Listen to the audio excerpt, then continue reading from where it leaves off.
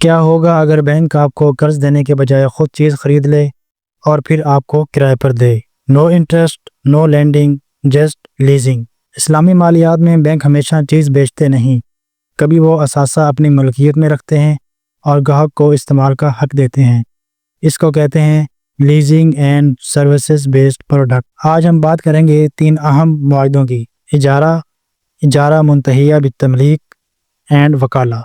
By the end of this video, you'll clearly understand how homes, cars, and equipment are financed without interest using leasing structures. इजारा, इसमें bank असासा खरीदता है, अपनी मलकियत बरकरार रखता है, ग्राहक को किराए पर दे देता है और माहाना किराया वसूल करता है। The bank remains the owner during the lease period. For example, a car price $30,000. Bank गाड़ी खरीदता है, ग्राहक 5 साल तक माहाना किराया अदा करता है, गाड़ी की मलकियत बैंक के पास रहती है, ग्राहक सिर्फ इस्तेमाल का हक रखता है। Important rules are: asset must exist, rent must be fixed and agreed, major ownership cost bank की जिम्मेदारी है, usage related cost कस्टमर की जिम्मेदारी है। So the question is, why banks use इजारा?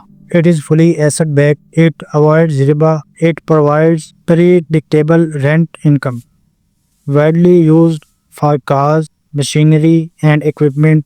This structure clearly separates ownership from usage. इजारा मुंतहिया बित्तमलीक, इसका मतलब है leasing that ends with ownership. पहले बैंक असासा किराए पर देता है, मुद्दत मुकम्मल होने पर मलकियत ग्राहक को मुंतकिल कर देता है। For example, home financing, bank एक घर खरीदता है, ग्राहक 20 साल तक माहाना किराया अदा करता है। After 20 years ownership transfers to the customer.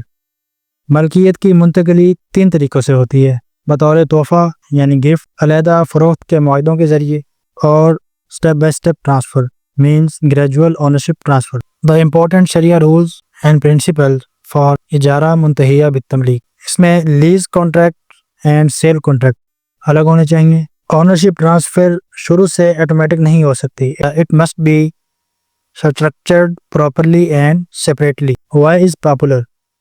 ये मॉडल इस्तेमाल होता है होम फाइनेंसिंग में, vehicle financing, commercial property. It provides a practical alternative to conventional mortgages. वकाला, वकाला मीन्स एजेंसी, एक फ्री दूसरे को अपना नुमाइंदा मुकर्रर करता है।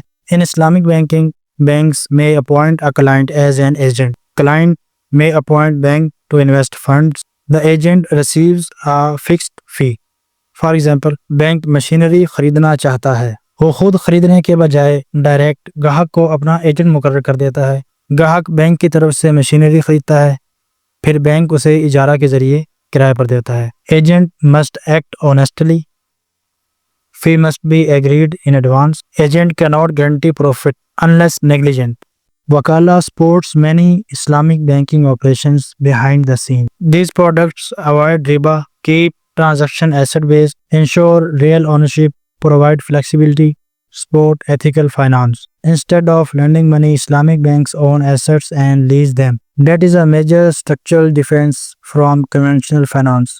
See you in the next video. Assalamu alaikum.